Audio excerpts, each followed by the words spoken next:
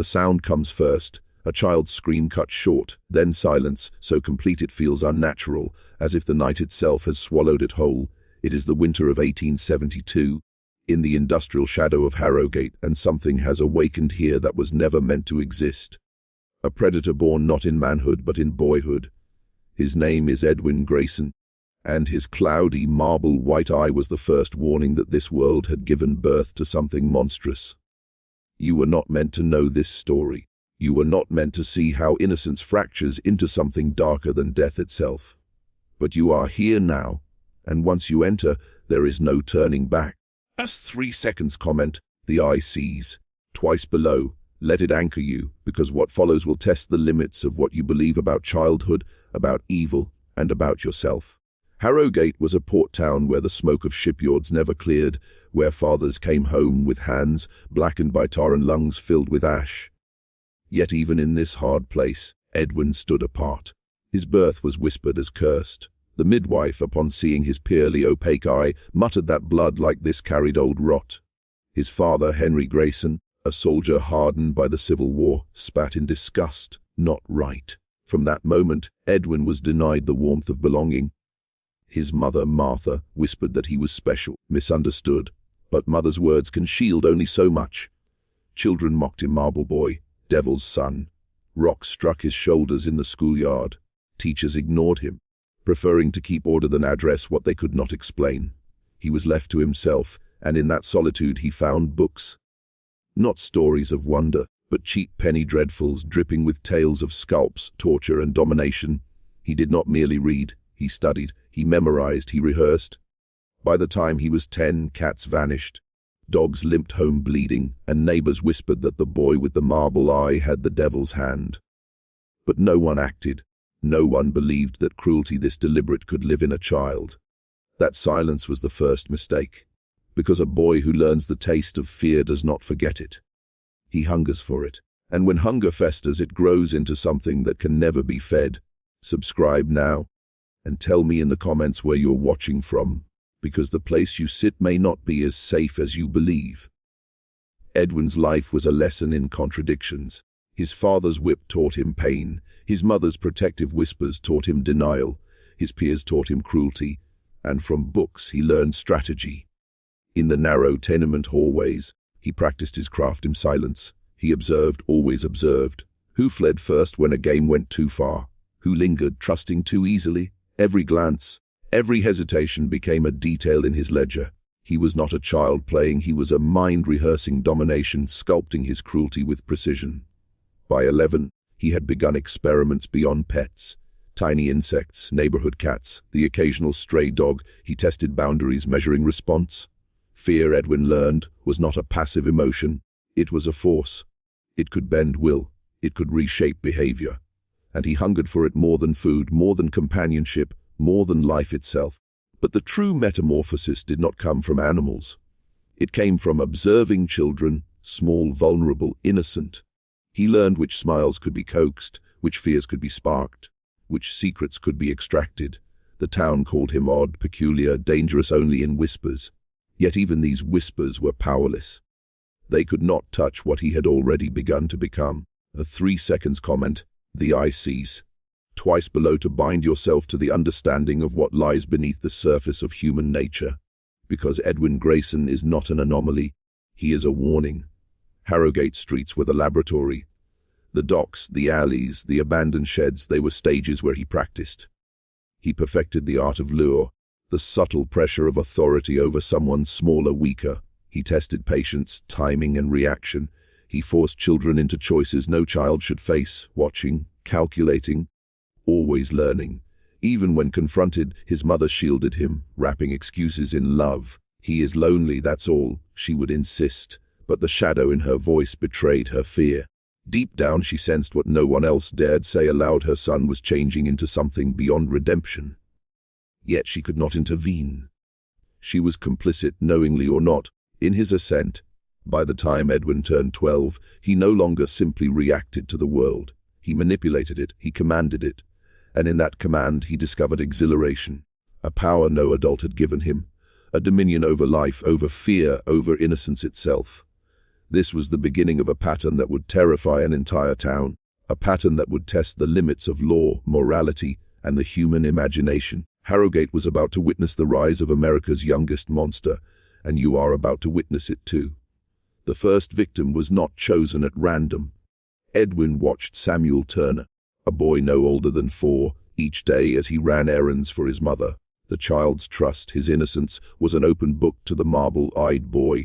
He memorized the route, the pauses by the fence, the tiny moments when Samuel looked away from the crowded streets. Every detail mattered. Every hesitation, every glance, became a step in a plan that was both simple and horrifyingly precise. The winter air bit at their faces, but Edwin's mind was elsewhere, mapping, rehearsing. When he approached Samuel, offering stolen sugar drops, the child's eyes lit with delight. A perfect response, predictable, vulnerable. Edwin crouched, smiling the smile he had practiced countless times in secret, a mask he wore for the sake of control. He whispered of a secret place, warm and safe, a place only they would know. Samuel's small hand slipped into his without question. It was in that moment, walking together into the outskirts where the shadows lengthened, that Edwin's metamorphosis reached a critical point. He had not simply learned cruelty, he had learned dominance.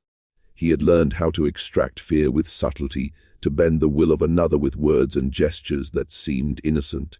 He had discovered the thrill of absolute control, and for the first time he understood the intoxicating power of being the predator, not the prey. When they reached the abandoned shed at the edge of Powder Mill Lane, the mask of gentleness fell away. Samuel hesitated, confused by the sudden shift, by the coldness that now coated Edwin's voice. He forced the boy into helplessness with an efficiency and precision that should have been impossible for one so young. Every tie, every pressure point, every whispered command was calculated. No adult had taught him these techniques. He had studied them, internalized them, and perfected them in isolation. Samuel did not die, but the marks would last a lifetime. The fear, however, would remain etched in his memory forever, and for Edwin, the exhilaration was complete. He had found his purpose, the study of terror itself, the manipulation of innocence, the art of absolute dominion over another being. The neighbors searched, but the thought that a child could commit such acts was beyond comprehension. Adults looked for drifters, strangers, shadows in the night. No one considered the truth staring them in the face, that the monster was their own child. This was only the beginning. Harrowgate streets, its alleys, and its shadows would soon echo with the whispers of what no one could understand, the reality of what a child, armed with knowledge, isolation, and a marble eye, could inflict upon the world. By early 1872, Edwin's reputation had begun to take shape in whispers and terrified glances. Children who strayed too far from their mother's calls returned pale, trembling, unable to articulate the horrors they had glimpsed. They spoke only of the marble eye, the quiet authority, the unnatural calm of a boy who should have been afraid, but was not. Fear had become his instrument, and he wielded it with the precision of a surgeon. The 3 seconds comment, the eye sees, twice below, anchor this knowledge, because the deeper truths we are about to uncover demand full attention. Harrowgate itself was complicit, though unknowingly. The overcrowded schools, overworked teachers, and distracted parents had created the perfect crucible. Society had failed to notice the signals, to intervene before fascination turned into obsession, before cruelty became method. Edwin learned that rules and authority existed only where they were enforced, and that fear of consequence was an illusion he could manipulate at will. He began to escalate, experimenting not just with one child at a time, but with patterns. He observed how groups reacted when one member faltered, how panic spread like wildfire, how even the strongest adults could be undermined by chaos in miniature. Each act became a lesson, each victim a textbook for the dark curriculum he was composing, and through it all he never laughed, never cried, never gave the hint of remorse. The marble eye recorded everything, an unblinking witness to the fear he created. Martha Grayson watched uneasy now, but unable to resist protecting her son. She rationalized, excused, denied. Yet she must have felt the tremor in her chest, the flicker of dread that whispered, "This is no longer a boy. This is a force beyond comprehension." Her attempts at intervention were ineffective. She could not penetrate the mind she had unknowingly nurtured. Edwin's father, Henry, had already withdrawn entirely, his disgust replaced by resignation. His absence became another tool for his son, a void that allowed malice to grow unchecked. Without discipline, without warmth, without scrutiny, Edwin's mind thrived on control. The alleys became his classrooms, the shadows his tutors, the screams of the innocent his symphony. And so the marble-eyed boy walked among them, a harbinger of calculated terror in a town that could not yet name the monster in its midst. Edwin's methods were not reckless. Every act of cruelty was deliberate, a calculated experiment in understanding the limits of fear. He studied reactions, noted weaknesses, and catalogued the smallest responses, a twitch of a lip, a shiver in the spine, a glance darting to safety. To him these were data points, proof of mastery. Each encounter refined his understanding. Some children broke immediately, others resisted longer, but all left a trace of terror that fed the marble-eyed boy's insatiable hunger for control.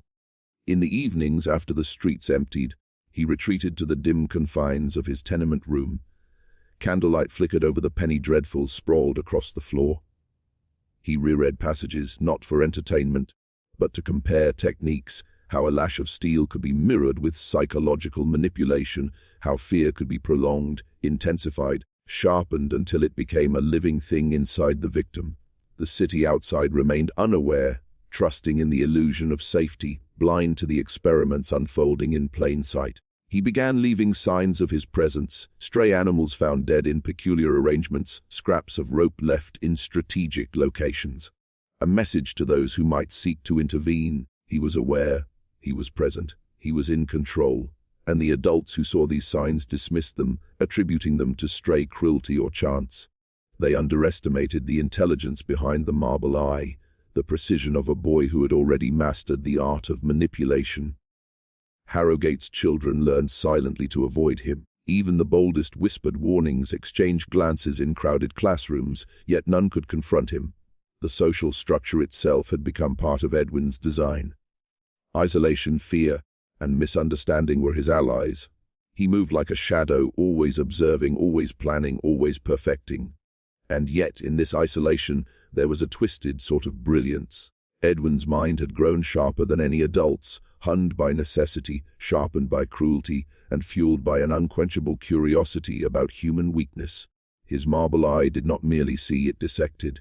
Every gesture, every glance, every breath was recorded, catalogued, and analyzed. The first whispers of panic among the town's adults began to stir. Children returned home trembling, recounting stories that sounded impossibly dark for someone so young. But still, no one could name the perpetrator. The idea that such malice could exist in a child was a concept the human mind refused to embrace. Harrowgate teetered on the edge of understanding that their innocence, their trust, their complacency had created a monster. By spring of 1872, Edwin's experiments had evolved into a system. He no longer acted only when opportunity presented itself. He created opportunity. He studied the routines of children, the lapses in adult attention, and the blind spots in the law. Every schedule, every errand, every casual stroll through the streets became part of his vast network of observation. He calculated, timed, and rehearsed each encounter until the outcome was almost certain. The town remained oblivious. Adults trusted that children were safe under their watch. They could not conceive that the predator was their own neighbor, their own schoolmate, a boy who smiled politely when questioned and vanished when unobserved. This ignorance became Edwin's shield, a protective veil that allowed him to escalate his acts without consequence. He began experimenting with psychological torment.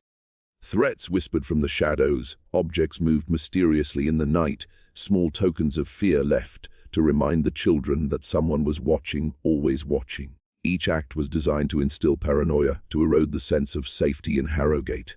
The marble-eyed boy had become a master of atmosphere, an architect of dread. At home, Martha continued her delicate dance of denial. She saw what he did, she noticed the terror in the children's eyes, but she excused it, rationalized it, protected him. She whispered that the world did not understand, that he was special, that he was misunderstood.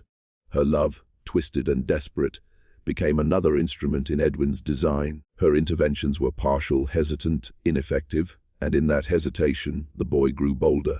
Henry Grayson's fury had diminished. replaced by resignation. His punishments had once sought to mold Edwin, to bend him into obedience, but now they were relics, echoes of an authority no longer relevant. Edwin had learned to endure, to absorb, to transform pain into control. His father's absence of effective discipline was as useful as any tutor or book. And so the town's children lived under a quiet terror, unaware of the precise mind orchestrating their fear. Edwin had transformed the ordinary streets of Harrowgate into a stage where he directed the smallest details, engineered the responses of the unwitting, and observed the unfolding of terror like an experiment in human nature. The town had unknowingly cultivated a force far beyond its comprehension, a boy whose intelligence, curiosity, and cruelty combined into a single, unyielding purpose: mastery over fear itself. As summer approached, Edwin's appetite for observation became insatiable. He no longer targeted random victims, he selected with care, analyzing personalities, vulnerabilities, and habits. Each child was a case study, each encounter a refinement of technique. To him, fear was not chaos, it was a tool, a medium through which he could exert influence, measure compliance, and understand the fragility of innocence. He began to experiment with subtle manipulations, small betrayals, minor humiliations that left no physical marks but shattered confidence. A missing toy here, a whispered rumor there, a glance that seemed innocent but carried an unspoken threat. Children could not understand why their worlds had shifted. Parents could not perceive the invisible threads pulling at their children's minds. Only Edwin knew the patterns, the rules, the architecture of terror he was constructing. Even within his family, the control was absolute. Martha remained a passive enabler, unaware that her protection reinforced his dominion. Henry's disdain had turned into withdrawal, leaving a vacuum of authority. Edwin thrived in the absence of oversight. He learned early that neglect and denial could be just as powerful as cruelty. Both became instruments in his growing understanding of human psychology. By now, the marble eye had become a legend in whispers. Children avoided it, adults dismissed it, and yet the fear persisted. The town was learning the language of dread without knowing its author. He had become a presence, an unspoken force shaping behavior from the edges, a shadow in every alley, a watcher in every park, a whisper in every playground. And then, Edwin began testing limits further. He introduced choices that should never exist for a child, dilemmas between trust and safety, obedience and fear. He studied responses, cataloging each reaction with the precision of a scientist. He learned who would resist, who would succumb, and who would carry his lesson into the wider world. Harrowgate teetered unknowingly on the brink of chaos. The streets, once safe, had become a living laboratory. The patterns were subtle, almost invisible, but they were there, like veins of poison running beneath the surface of the town. Each child affected carried the weight of fear, each parent oblivious to its origin, and each whisper of the marble-eyed boy spread like smoke through the alleyways. Edwin had transcended childhood. He was no longer merely a boy nor merely a monster. He was a force, a carefully calculated, intelligent, merciless force that would continue to shape the lives of Harrowgate's children in ways no one could anticipate. By late summer, the effects of Edwin's manipulations were undeniable. Children who once played freely now hesitated at every corner, glanced nervously over shoulders, and whispered warnings to one another. The town itself seemed to contract under a subtle, pervasive dread. Fear had become invisible architecture. Every alley, every empty lot, every abandoned shed a potential theater for Edwin's experiments. GIVOURRATEN comment, Marble Eye awakens, twice below, anchor this transformation, and acknowledge the power hidden in plain sight.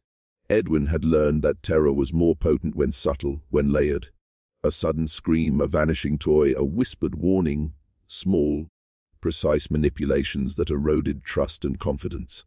He was no longer just observing, he was directing behavior, shaping the emotional landscape of the children around him. And he did so with a clinical patience that was terrifying in its efficiency. At home, Martha's interventions became more frantic yet ultimately ineffective. She saw the growing unease in the neighborhood, felt the whispers following her son, and yet rationalized it all. "He's just misunderstood," she would murmur, applying bandages to invisible wounds. She was unwittingly complicit in his development, her protection a veil behind which his abilities flourished. Henry, for his part, had become almost irrelevant, a relic of authority that could no longer reach him. The boy had transcended his father's beatings and his mother's protections. Pain and denial had forged something sharper, something that understood the vulnerabilities of both children and adults alike. Edwin had become an architect of fear, a tactician in the most primal human emotions. Even among his peers, whispers of the marble eye had begun to circulate, yet no one dared to confront the boy directly. Rumors of vanished cats, strange accidents, and small children returning home pale and shaken built a mythology around him. He was becoming both legend and warning, a dark mirror in which Harrowgate's innocence saw its own fragility reflected. And yet, Edwin's mind was always turning, always analyzing, always planning. The experiments of spring and summer had yielded patterns, data, and insights. He now began to combine them, layering psychological manipulation atop physical dominance, blending observation with control, and perfecting a system that could terrorize without leaving overt traces. Harrowgate had become an unwitting stage for a young mind that understood fear in ways no adult could imagine. The marble-eyed boy was no longer merely acting, he was composing, directing, and orchestrating, turning innocence into his instrument, bending reality to the contours of his will. By autumn, Edwin's control had grown into a near-absolute presence in the lives of Harrowgate's children. He understood patterns, routines, and weaknesses, and he leveraged them with the precision of a surgeon. Every glance, every hesitation, every whispered secret was accounted for, catalogued, and repurposed to extend his dominion. The town, still oblivious to the architect of this fear, continued to function under the illusion of normalcy. He began experimenting with coordination, testing the limits of group dynamics. Children would separate themselves, avoiding others, wary of trust. Friendships frayed, alliances broke silently, and mistrust spread like wildfire. He had discovered that collective fear could be more powerful than isolated terror, that panic among the many amplified the sensation of control for the one. Each observation confirmed his hypothesis: fear is contagious, and he was the unseen carrier. The streets became a labyrinth of his design. Alleys, playgrounds, and even schoolyards were no longer neutral spaces. He mapped them in his mind, memorizing which locations evoked the greatest anxiety, which corners allowed for optimal surveillance, which paths were least observed by adults. Every outing was a test, every moment of independence a controlled experiment. Martha's influence waned in subtle ways. She could protect him physically but could not shield him from the patterns he was beginning to impose on others. Her protective rationalizations had unintentionally reinforced his belief in his exceptionalism, and she remained oblivious to the growing complexity of his manipulations. Her whispered assurances, "The world doesn't understand you," became a mantra that validated his actions, not a shield against them. Henry had long since withdrawn into bitter resignation, leaving the field wide open. Without interference, Edwin's experiments evolved unchecked. He began combining psychological torment with the occasional display of physical control: cat mutilations, strange markings, vanished trinkets, creating a hybrid of fear that affected both body and mind. The adults of Harrowgate began to whisper in private something unnatural was taking root. But none could imagine a child as the architect, and yet Edwin's mind never rested. Each success was a stepping stone to a greater understanding. He was no longer content with isolated acts. He sought to weave fear into a tapestry, a network of influence that would ripple outward, touching every vulnerable mind he could reach. He understood that the true power lay not in punishment, but in shaping perception, and he wielded it mercilessly. The marble eye watched, calculated, and learned. Harrowgate teetered unknowingly on the edge of revelation, the first signs of an awareness too late to prevent the mastery of a boy who had already transcended childhood. By the first chill of late autumn, Edwin's influence had begun to extend beyond individual acts of cruelty. He was orchestrating subtle chaos on a neighborhood scale, guiding children into missteps, creating minor accidents that left lasting impressions of unease. A toppled cart, a sudden scare from a hidden shadow, a whispered rumor of danger. Each carefully staged, each designed to reinforce the omnipresence of the marble-eyed boy. At school, he applied his strategies with surgical precision. He observed the teacher's blind spots, the classmates' vulnerabilities, and the unspoken hierarchies of the playground. Friends would betray one another, alliances would crumble, and the smallest gestures, an unsure glance, a hesitant step, were meticulously noted. These moments were experiments, lessons in obedience and fear, rehearsals for what would come next. Harrowgate's adults remained oblivious. They blamed coincidence, misfortune, or the occasional mischievous prank. They would not imagine that a child so young, so outwardly innocent, could engineer such terror. And yet, every disappearance, every frightened glance, every whispered warning of the marble eye confirmed that something extraordinary, something monstrous, was shaping the lives of their children. Edwin's private world continued to sharpen. In the dim candlelight of his room, he reviewed his mental catalogue: who feared him most, who resisted longest, who was most susceptible to suggestion. Each observation became a tool, each interaction a test. The marble eye had become more than a physical anomaly. It was the lens through which he dissected the minds of everyone around him, a method of understanding and controlling human behavior with terrifying clarity. Even Martha began to notice subtle shifts. The children's glances, the sudden silences, the growing sense of unease that seemed to cling to the town itself. Yet she could not see the full scope, could not fathom the level of precision and foresight driving her son's actions. Her love, twisted as it was, blinded her to the very danger she tried to rationalize. By now, Edwin had begun experimenting with intimidation at a distance. He would leave small signs, strategically placed, that suggested observation. Footprints in dust, a displaced object, the faint echo of a laugh or whisper, messages that reminded the town, silently but unmistakably, that he was always watching. Children learn quickly to obey rules unspoken, to avoid corners unmarked, to live in a landscape of subtle terror. Harrowgate itself had become a laboratory, its streets and playgrounds a stage for the emergence of a mind far beyond its years. The marble-eyed boy was no longer just a child. He was a presence, an unseen architect of fear, whose experiments would continue to shape innocence in ways no adult could anticipate.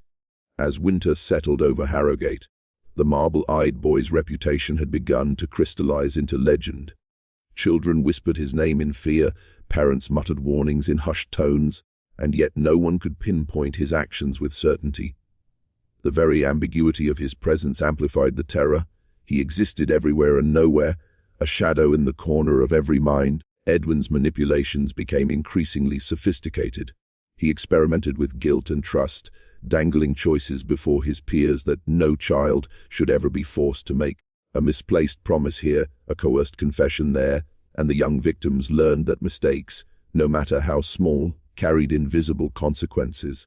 Each subtle act reinforced his authority, his mastery over the fragile minds around him.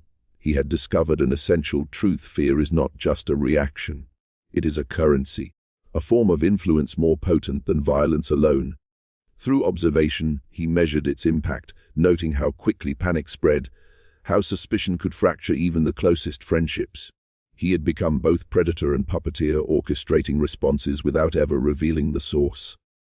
Martha's devotion remained a double-edged sword. Her insistence that he was special, that the world misunderstood him, only emboldened Edwin. Her love, though genuine, had unwittingly fortified the foundations of his control. He no longer required her protection as a shield. Instead, it served as tacit approval, a silent endorsement that his experiments were acceptable, even justified. Henry, hardened by years and broken by his own limitations, no longer intervened. The boy had outgrown him in more ways than one, and the father's occasional outbursts had become irrelevant echoes against the relentless precision of Edwin's growing influence. The boy had learned not only to endure pain but to convert it into insight, a method for understanding power in its purest, most subtle form. At school, the pattern of fear had become nearly invisible, yet pervasive. Teachers dismissed incidents as coincidences, children learned to navigate the invisible rules of engagement, and Edwin observed it all. Every response was catalogued, every reaction a new data point. He was a child, yes, but he was also a strategist, a tactician molding behavior with frightening foresight. Harrowgate's streets, its homes, its very atmosphere had changed under his unseen hand. The town had become a silent witness to his experiments, a place where innocence was measured, tested, and remade. And Edwin, with his marble eye glinting in the dim light, had stepped beyond the boundaries of childhood. He was now a force of psychological precision, a young monster shaping the world around him with deliberate intent. By the depth of winter, Edwin's understanding of influence had grown nearly complete. He realized that terror was most potent when it was internalized. When a child questioned their own instincts, doubted their friends, and feared the very spaces that once brought comfort. He created scenarios that encouraged self-doubt, forcing his peers to reconsider every action, every glance, every choice. Fear had become invisible, embedded in thought itself, and he was the unseen architect. He began to manipulate through language.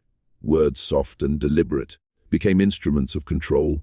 A question asked at just the wrong moment, a seemingly casual observation, a comment designed to unsettle, all were calculated. Children could not articulate why they felt uneasy, why their routines faltered, why friendships shifted. And as they faltered, Edwin observed, took notes in the theater of his mind, and refined the system further. Harrowgate's adults, still blind, were becoming secondary characters in his experiments. The teachers, the shopkeepers, the neighbors, they played roles dictated by their own ignorance. Each adult misstep reinforced his theory's authority was a construct, malleable when the mind of the observer was sharper, faster, and remorseless. Edwin was discovering that control need not rely on fear alone. Manipulation of perception could be just as lethal. Martha's love, still protective yet misdirected, began to falter in subtle ways. She noticed glances of terror in other children, whispers that lingered too long, and yet her maternal reasoning forced her to reinterpret these as accidents, coincidences, or misunderstandings. She remained complicit, though unknowingly, reinforcing the boundaries in which Edwin could operate freely. Her blind faith validated his experiments. Henry's absence, now near total, had become essential. Without his father's interventions, Edwin's intellect and cruelty fused unchecked. The boy had learned to extract information from fear itself, to understand motivations before actions occurred, to anticipate reactions and sculpt them to his desire. He was no longer merely reactive. He was preemptive, strategic, and precise. And yet, in the coldest nights of winter, Edwin's obsessions deepened. The marble eye, once a simple anomaly, had become a lens of absolute perception. It watched, measured, analyzed. Every corner of the neighborhood was mapped in his mind, every child catalogued for susceptibility, obedience, and trust. He had become both predator and cartographer, charting the hidden landscapes of fear that existed in the minds around him. Harrowgate, though unaware, had become a crucible for the emergence of a phenomenon beyond its understanding. The marble-eyed boy had moved past cruelty as instinct. He was now a scientist of terror, a tactician of manipulation, and a young force capable of bending innocence to his will. By early spring, Edwin's experiments had begun to ripple beyond immediate observation. Children who once trusted one another now moved in shadows, their laughter replaced by wary glances and hesitant footsteps. Friendships eroded under his invisible hand, and even the most confident children became vessels of doubt, uncertainty, and fear. He had discovered that terror was most effective when it reshaped perception itself, leaving the victims unaware of its origin. His methods had evolved. He combined subtle threats with carefully timed kindness, creating confusion and dependence. A toy returned with a smile, a small act of generosity, only reinforced his ability to manipulate. Children began seeking his approval, unknowingly submitting to his control while simultaneously fearing him. It was a paradox he relished. Trust and fear bound together, amplifying the power of his influence. A 3-second comment, Marble Eye awakens, twice below, seal the transformation and acknowledge the invisible authority at work. Even the adults of Harrowgate remained blind to the scope of his actions. Teachers attributed changes to natural childhood rivalry, neighbors to coincidence, parents to adolescence. Yet the patterns were unmistakable to Edwin. He had orchestrated responses, predicted behaviors, and tested reactions with a precision that exceeded any adult's comprehension. The boy was no longer just a participant in his environment, he was its unseen director, shaping outcomes with terrifying clarity. Martha, still devoted, began to notice cracks in the neighborhood's innocence, but misattributed them to natural hardships or the harshness of the industrial town. Her reassurances to Edwin, words meant to comfort, served only to validate his emerging strategies. Her love, unyielding yet naive, had become a tool in his growing arsenal of psychological control. Henry's sporadic attempts at discipline were now meaningless. Edwin anticipated, adapted, and circumvented them. The boy had transformed pain into insight, cruelty into strategy, and isolation into an observational advantage. Every slight, every punishment, every rejection was catalogued, studied, and repurposed. He was learning faster than the town could comprehend, evolving in ways both subtle and profound. By now, the marble-eyed boy's influence extended beyond individual children. The entire social ecosystem of Harrowgate had become a living laboratory. Panic, done it, and mistrust were no longer symptoms. They were carefully cultivated tools. Edwin had transcended ordinary childhood malice. He was orchestrating fear on a systemic level, a force of psychological precision that even adults could not detect until it was too late. By mid-spring, Edwin's reputation among the children had become mythic. Whispers of the marble-eyed boy circulated with a mix of fear and fascination. Even those who had never seen him directly felt the presence of his gaze, as if he existed simultaneously in every corner, every alley, every quiet space where innocence might wander unguarded. His influence had reached the point where imagination itself became his instrument. He refined his techniques further. Subtle patterns of movement, carefully timed interventions, and the manipulation of small but significant objects created a sense of inevitability. Children began acting in accordance with his unseen design, avoiding spaces, avoiding interactions, making choices shaped by an invisible authority. His power had become anticipatory, preemptive, almost omniscient within his limited domain. The 3 seconds comment, marble eye awakens, twice below, acknowledge the presence and cement the unseen influence. Martha's attempts to mediate were increasingly futile. She tried to shield him from the whispers, to rationalize the growing fear as coincidence or childish exaggeration. But each act of protection, each word of encouragement, was interpreted by Edwin as reinforcement of his unique abilities. Her love, intended to comfort, had inadvertently honed his understanding of influence and submission. Henry, by contrast, had receded entirely, his authority eroded beyond recognition. The boy had learned not only to endure punishment, but to anticipate it, neutralize it, and transform it into further insight. Each lash, each shout, each denial of affection became fodder for the complex strategies he now wielded with terrifying efficiency. In this period, Edwin began experimenting with small groups. He would orchestrate minor conflicts among his peers, test alliances, and observe loyalties bend under subtle pressure. Children would unknowingly compete for his attention, eager to appease, anxious to avoid missteps, perpetuating cycles of fear he had engineered. He had discovered that influence multiplied exponentially when it flowed through interconnected minds rather than isolated individuals. Harrowgate itself was subtly changing. The town's atmosphere had shifted. Even adults unconsciously adjusted behavior, sensing a tension they could not name. The fabric of daily life had been transformed into a silent experiment, one in which Edwin controlled the variables with almost surgical precision. He was no longer simply a boy with a marble eye. He had become a silent puppeteer, orchestrating terror and compliance across the neighborhood with calculated intent. By early summer, Edwin's mastery of fear had reached a level that few could even conceptualize. He had become not just a participant in Harrowgate's world, but its invisible architect. His marble eye, gleaming with unnatural clarity, observed subtle reactions, fleeting gestures, and micro-expressions with the precision of a seasoned predator. Every glance, every step, every hesitation became a data point, feeding the construction of his ever-expanding control. He began to weave moral ambiguity into his experiments. Children were forced into choices that tested loyalty, honesty, and obedience, often with consequences they could not fully understand. A simple act of mischief might trigger a cascade of mistrust. A misread gesture could fracture friendships. Edwin observed, catalogued, and adjusted, delighting in the silent chaos he could instigate without revealing his hand. Martha, unaware of the full scope, attempted to rationalize the growing unease.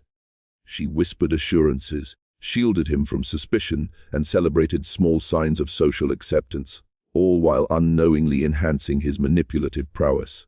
Her protection had transformed from shield to amplifier, intensifying the reach of his influence. Henry's intermittent appearances were inconsequential. The boy had internalized the lessons of punishment and rejection, transforming cruelty into strategy. Where others saw pain, Edwin saw patterns. Where others saw isolation, he found opportunity. Every traumatic experience had honed a singular skill, the ability to understand and control human behavior with remarkable precision. In the alleys and empty lots of Harrowgate, Edwin tested these skills openly. He orchestrated minor conflicts among groups of children, manipulating outcomes that reinforced his authority and widened the gulf between obedience and resistance. Even small acts of defiance were met with subtle, calculated intimidation, ensuring that fear and compliance coexisted in a delicate, perpetually maintained balance. The marble-eyed boy had become a force of psychological engineering. Harrowgate itself had morphed into a living laboratory, every street classroom and home a component of an ongoing experiment. Even adults, despite their attempts at supervision, could not perceive the invisible framework he had established. Children reacted according to his design, unaware that every hesitation, every whisper, every glance was orchestrated by a mind far beyond their comprehension. Edwin had transformed from a boy into a phenomenon. He was a young monster, not through physical might, but through the mastery of the human mind itself. Fear, manipulation, and control had become his instruments, shaping a reality in which innocence was a tool to be molded, and obedience was the currency by which power was measured. By midsummer, Edwin's reach had grown beyond individual interactions. Entire playgrounds, classrooms, and streets became stages for his intricate manipulations. He could predict behavior, provoke reactions, and orchestrate outcomes without uttering a single word. Children moved as if guided by invisible strings, their choices subtly shaped, their fears carefully calibrated. He had become a master of invisible influence, a boy whose power existed in shadows and silences.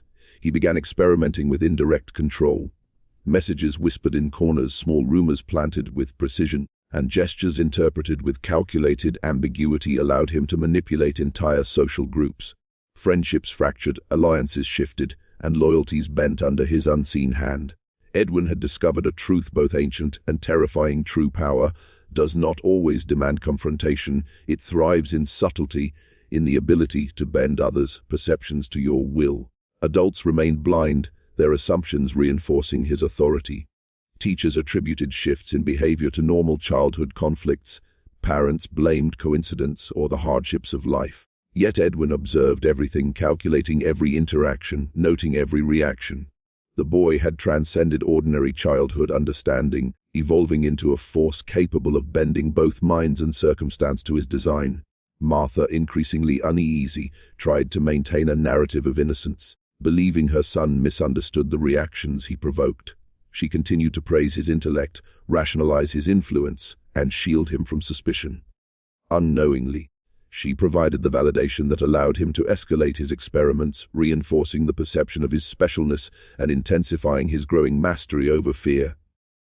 Henry, meanwhile, had become irrelevant. The boy no longer reacted to punishment with the fear he once did. Instead, he internalized lessons of control and strategy, converting them into tools for manipulation. Pain and rejection became insights, opportunities to refine his methods. He no longer needed external authority to guide him.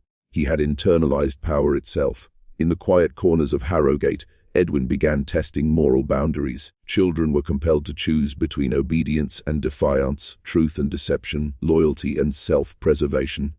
Each decision, each hesitation, each fleeting glance contributed to his understanding of the human psyche, expanding his knowledge and reinforcing his invisible dominance. Harrowgate had become a silent theater of psychological control, a town unknowingly subjected to the experiments of a child who had surpassed the boundaries of childhood morality. Edwin's marble eye, cold and unyielding, observed it all, an instrument of insight, manipulation, and fear. The boy had become a young monster, a master architect of terror without ever touching a weapon, shaping reality itself through perception and influence. By late summer, Edwin's influence had reached an almost mythic scale. He had become both the unseen observer and the invisible director, orchestrating fear with precision across every corner of Harrowgate. Children moved through the town as if guided by an unseen hand, their behavior subtly bent to his will, their choices shadowed by doubt and anxiety. The marble-eyed boy had transcended ordinary childhood cruelty. He had become a force of deliberate, systematic manipulation. He refined his psychological experiments, using moments of vulnerability to probe the limits of obedience. A lost toy, a whispered comment, a glance held too long, each became a trigger to test reaction, measure compliance, and gauge fear. He learned which words would disarm, which gestures would compel, and which silences could paralyze. Edwin had become a tactician, a young strategist mapping human behavior with unnerving accuracy. The adults of Harrowgate remained unaware.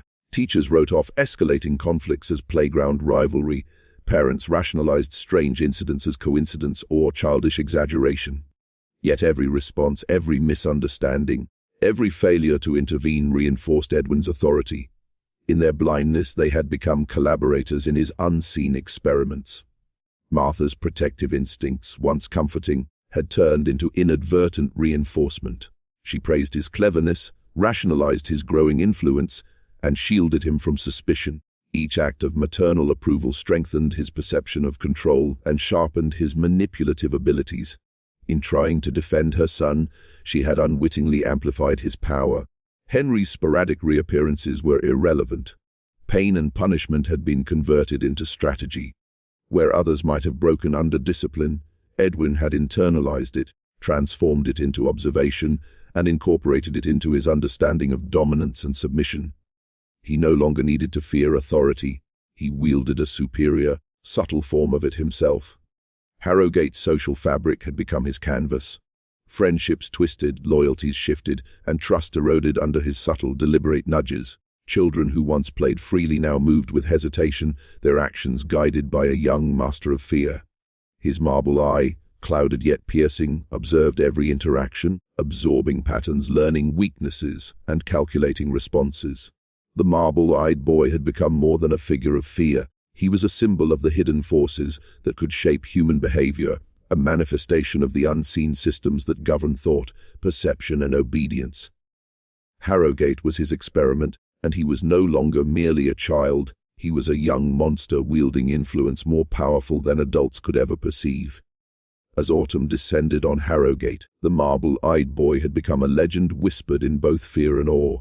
His name, Edwin Grayson, was no longer just a name. It was a presence, an invisible force that hung over alleyways, classrooms, and homes. The boy had transformed the very fabric of the town, bending children and adults alike to a reality shaped by his subtle, merciless hand.